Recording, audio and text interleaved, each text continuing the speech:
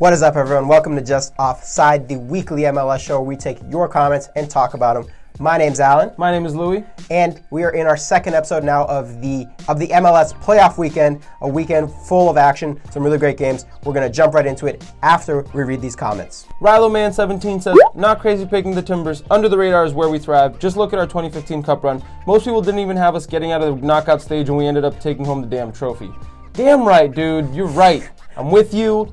Power to Timbers. I'm all about it. Love it. Love the energy. Next comment comes from the GOAT, who says, Minnesota taking the next 5 MLS Cups and FIFA World Cups, ... one day. We can only hope.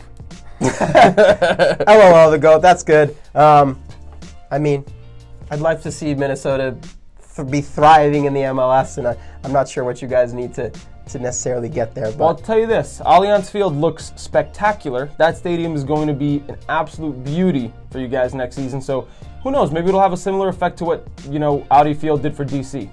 I'm not sure. Maybe Minnesota, maybe next year's your year, Minnesota. Maybe. The GOAT actually also followed up with a comment saying, great video, by the way, quality content every week. And of all the comments we get, guys, these are usually the ones that are closest to our hearts. We really, really do appreciate the feedback. It really helps us grow, not only as a channel, but as people and giving you guys good information, quality information, and yeah. Sebastian Gomez says, New England shouldn't be a part of MLS. And I love it. I'm here for the banter. I'm all about it. So, for those of you who aren't really sure, last episode we titled it, FC Dallas shouldn't be a part of the MLS anymore. And so, Sebastian Gomez, yeah, you kind of have a point. Louis is pretty much on the same boat as you. If you've seen any of the episodes, you've heard Louis rant about the New England Revolution. So I'm pretty sure Louis would also say that the New England Revolution should not be in the MLS. In their current form, probably not. As much as it pains me to say it, and I want them to be doing well, yeah, I agree with you.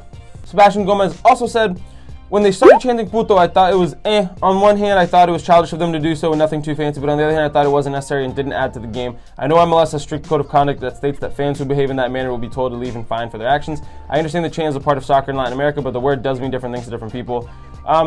This is in regards to what happened at the LAFC game on Thursday night, where the LAFC supporters were yelling puto at Nick Rimando and at other people on the field. Yeah, and I can see that. I guess that certain people can take offense to it. Yeah, and it does sort of have a point. If it is against the MLS Code of Conduct, sure, they should get fined, but I don't think they should stop doing it. Yeah, I mean, and LAFC came out with a statement on Instagram, and I'm sure on all of their social media platforms, saying sorry for the way that their supporters acted. And yes, it is an MLS Code of Conduct thing, but I think it's just a little too soft. I think there needs to be a little bit of leniency. With regards to chanting, they weren't saying anything violent or they weren't being, I don't think, necessarily excessive. The sport of soccer isn't necessarily PG, so I think that there is a little bit of passion, and that kind of gets stripped away. So I do hope that they kind of still keep bending the rules and still keep doing their thing. But Sebastian Gomez continued and added a PS. If they wanted to go to a soccer game with soccer moms, then maybe going to a New England game is where they need to be at. And you're right. And I've talked about how much the atmosphere at Revs games kind of sucks. A lot. And I agree with you. But I'm always here for the banter. Leave your comments, rash on me, rash on what we say. I love it. Guys at home, if you're keeping a tally of how many games we have guessed incorrectly so far, you can add Columbus Crew versus the New York Red Bulls onto that list. I said that they were going to win something like 2-1. Louis said that the game was going to be tied 2-2. We were both wrong. Columbus Crew ended up beating the New York Red Bull in a really, really big game for them at home, 1-0. Louis, what'd you think? It was a phenomenal game. Back and forth, both sides were really going after it. It was such a fun game to watch because it was genuinely it wasn't like one team was dominating the other. It was a genuinely back and forth game. A lot of good chances on both sides, but at the end of the day, I don't know, man. This Columbus team is just wavy. They have some swagger about them. And just to exemplify that, that goal that they scored was a whole team goal. Ball came in from midfield. Higuain comes in second half, makes a big, huge difference. Lays it off on this beautiful back heel for Gyasi Zardes to finish it to score his 20th goal of the season. And it was just it wasn't just a Zardes goal. It wasn't just the Higuain back heel. It was the whole team involved in that goal. And it was just wavy, dude. It was a good team goal. And I'm really digging this Columbus team right now. I don't know what it is about them. I just really like this team. Yeah, they're definitely one of the teams that have come under the radar for sure in this MLS playoff run.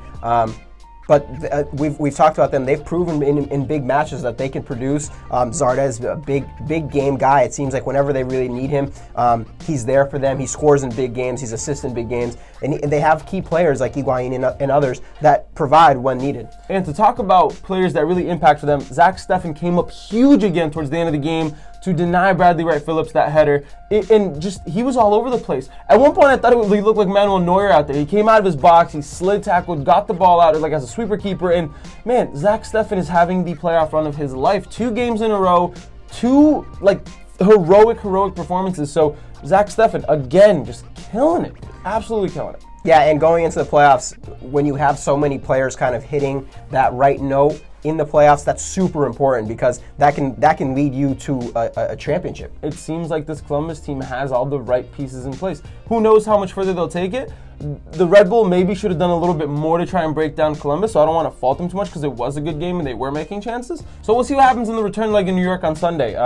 Primetime game, 7:30 at night. It's gonna be big for them. It's gonna be a big test for New York. Yeah, but that's the important thing we still have to consider is all these games have 2 legs, right? So Red Bull now has a chance to go home in front of their home fans, really put out performance and prove that they deserve that supporter shield, but also prove that they are worthy MLS Cup contenders. Red Bull fans, let us know, how are you feeling after this game? I'd love to get your thoughts because while I don't think you necessarily played poorly, I think that there was something missing in that performance. How confident are you feeling going into Sunday, taking it back to Red Bull Arena? Are you super confident in being able to overturn this 1-0 deficit? Let us know in the comments below. And Columbus supporters, are you guys starting to get that feeling that maybe you could make a deep run? I know it's just a 1-goal lead currently, and you do have to go to Red Bull Arena, which is a pretty crazy place to play. But after 2 pretty good, gritty, solid playoff-type wins, are you feeling excited about this playoff run? Because I would be, and I'm starting to get on your boat, and you guys, I'm not even sure if you are. So let us know in the comments below. Moving along, though, to the next game. Portland, Seattle, Providence Park. Packed to the rafters with people, tifos, everybody ready for that playoff derby atmosphere. And it was a very good game. It was a stunningly phenomenal game. Seattle actually came out winning in the 10th minute with Raul Ruidiaz, that guy for them this year. And man, how spectacular has he been? Crazy. I mean, it feels like he has been the catalyst for their season turning around, getting them back on winning ways. It seems like every week he's on the score sheet for them. Yeah, and it's like the timing of it, it's so funny, right? Like he signs for the Seattle, and all of a sudden they get this phenomenal wave and run of form. And while I don't want to attribute their success to solely him, I will say the timing seems funny. So Seattle supporters, let us know, was Raul Ruidiaz the catalyst for this amazing run to get you guys so high up into the standings for playoffs? Or was it just more correlation that your team just decided to pick it all up? Either way, Seattle comes out scoring, up 1-0, and then Portland had to come around and overturn that deficit.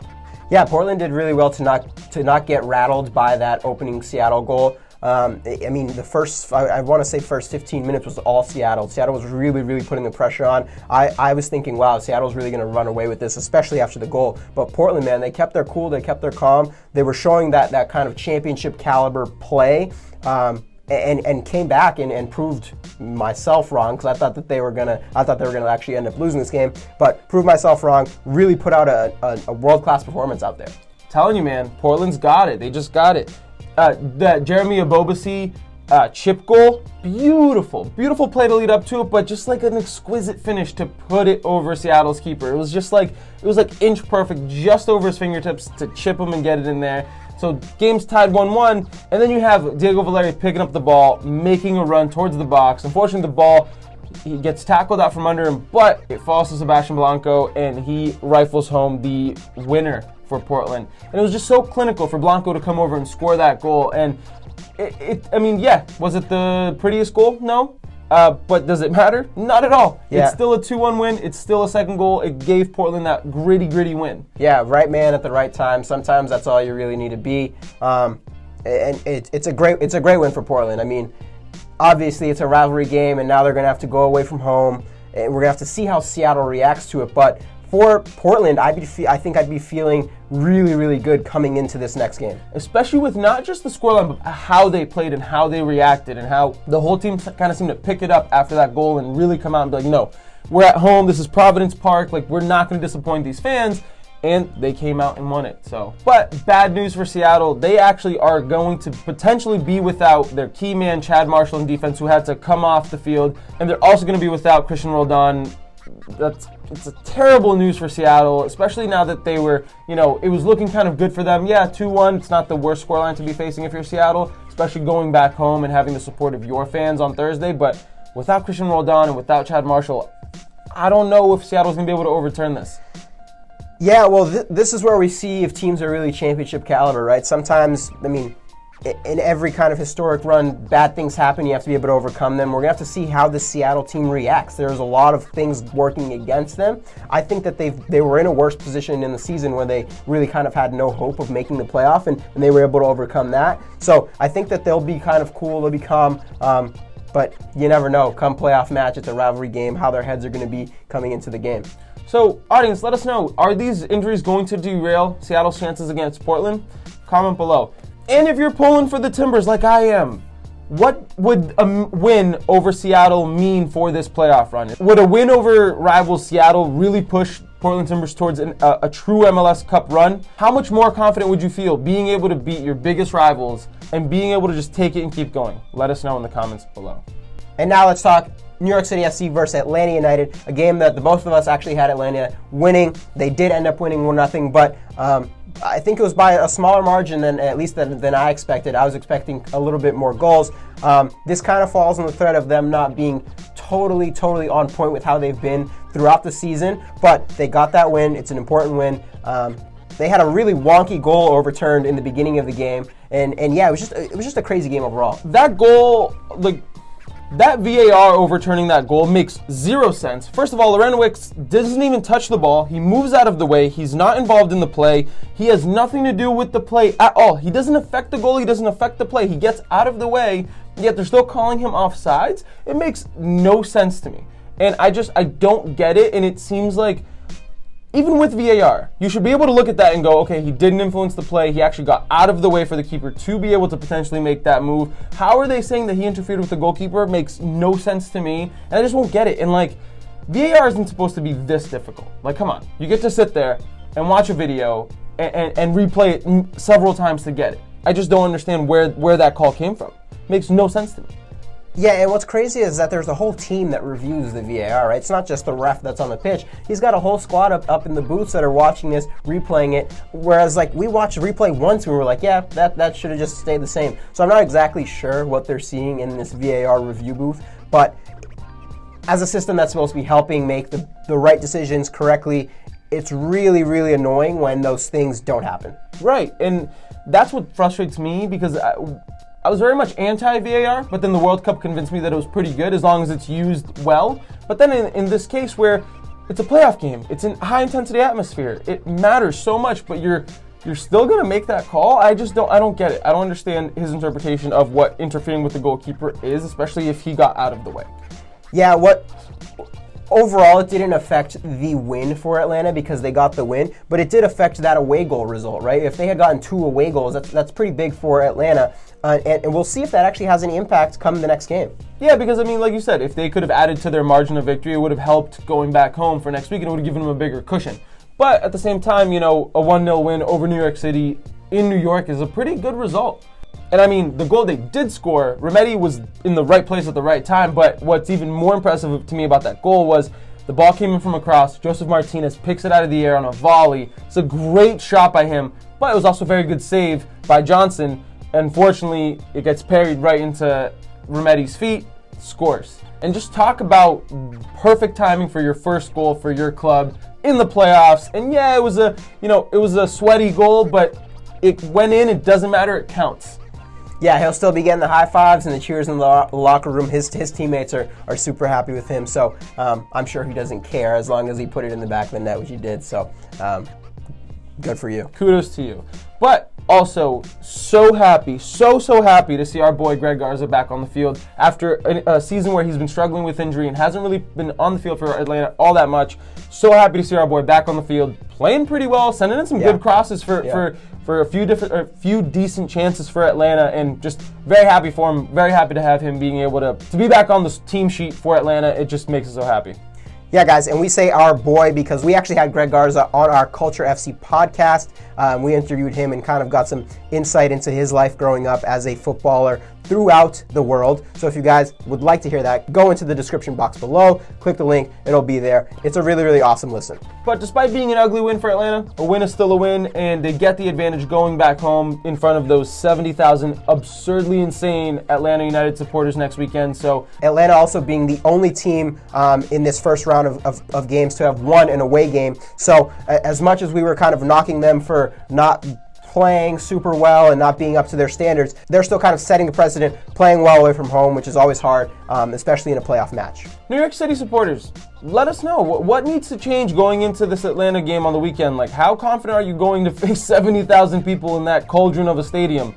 I'd be shitting my pants if I were you. That stadium would scare me if I was an opposition fan and player. So, yeah, I don't know. I'm not writing you off, but I'm writing you off a little bit. And Atlanta supporters, what needs to change for your team to kind of pick it up a little bit? Maybe it's, maybe it was a slow start because it's their first game in 2 weeks, but what needs to change? It feels like you guys aren't firing on all cylinders right now, and maybe that's really not okay for us to say because it was an away win against a pretty good New York City team, but what needs to change? Moving along to the next game of the weekend, it was Real Salt Lake and Sporting Kansas City, a game that ended up tied 1-1.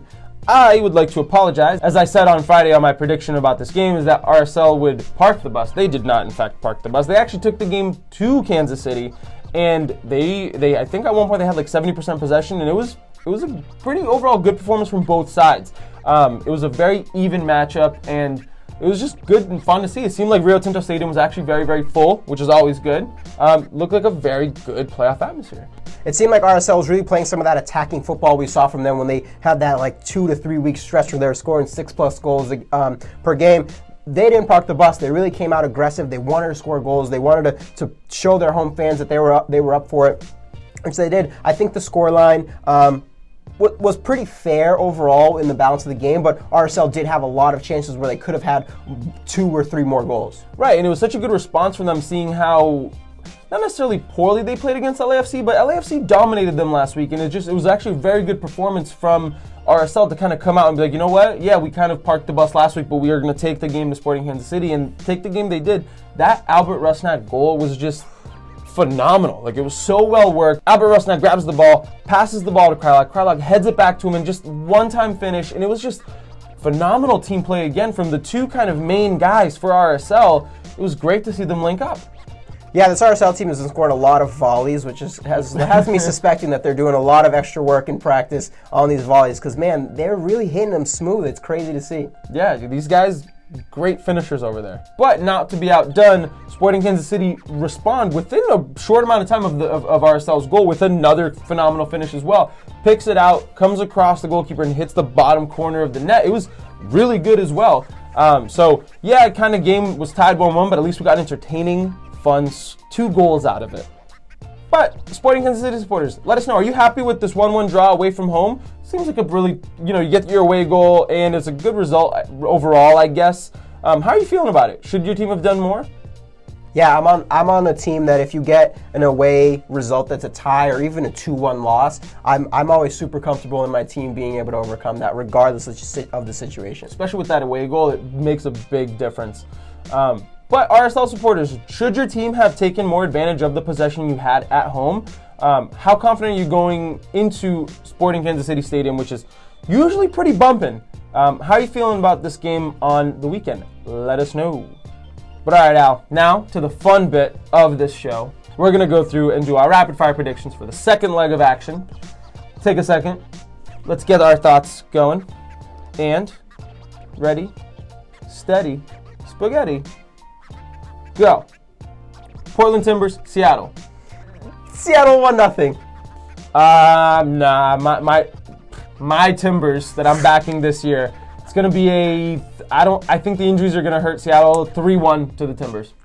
Guys, I just want you to know, Louis said my Timbers. So if the Timbers get knocked out and he picks another team, I want you guys in the comment section roasting this man because he cannot switch boats. We've already let him switch from the Revs to the Timbers. Don't let him do it again. It's just for this year. I'm just supporting the Timbers for this year. Clearly the Revs suck, and they're not going to be anywhere near the playoffs for a while, so I'm just going to support the Timbers for a little bit, okay? Leave me alone. Guys, don't let it happen. Don't let it happen. Red Bull, Columbus Crew. Red Bull, 2-0. I think that, the Columbus Crew, the team's too wavy. I'm going to go another 1-0 win for Columbus. Wow. It's gonna be a sweaty, gritty one. It'll be an interesting one on Sunday. You're saying it's a big disappointment for the Red Bulls then, huh? I do. I don't believe in this team, man. I really don't.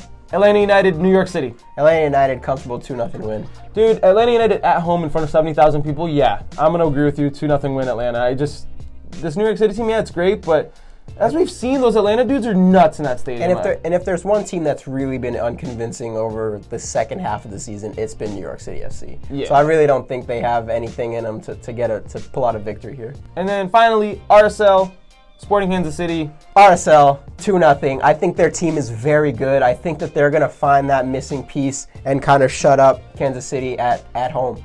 I think Sporting Kansas City has a good defense, despite the fact that I think RSL has some phenomenal forwards. And Krylak, Rusnak, they're still putting in shifts, and I want to believe in them, but I think Sporting Kansas City is going to get a gritty 1-0 win. Wow. So there you have it, guys. Those are our predictions. Leave your predictions in the comments below. And still, no one's gotten all 4 games right, so we're going to do this one more time. Leave your predictions below. If you get all of the score lines correct, we will send you free stuff. And as always, guys, be sure to hit that like button, hit the subscribe button. It helps us grow. It allows us to have more freedom with the channel, really put our opinions out there, grow it as much as we'd like, and make sure to leave your comments below to any of the questions, anything else. Maybe you don't like my beard and you're tired of me. Tell me to shave. Scruffy. You know what I mean? It's not great, but I'm growing it out. It's been 4 weeks. Who knows where this will end up at the end of November. But anyways, back to the topic. Leave your comments, leave your questions, leave anything, any feedback that you'd like for us to hear in the comment section below. We read everything. We respond to almost every single thing that's out there. So we appreciate it, and we'd love it if you could do that. And if you've made it this far into the video, clearly you think what we put out is pretty interesting. We actually put out an episode of our podcast called Culture FC this morning about the MLS playoffs, and if that's something that interests you, we sat and discussed and dissected the MLS playoffs, talked about how it can get better, what we think about it. So the link is in the description below. Go check that out. We'd really appreciate it if you could do that as well. So that's it for us asking you guys to do stuff for us. Enjoy the rest of your amazing week. It's Monday. Go out there, seize the day, carpe diem. Whatever week is in Latin, do that too. Grab life by the balls. Right by the balls. And we will catch you next week. Peace.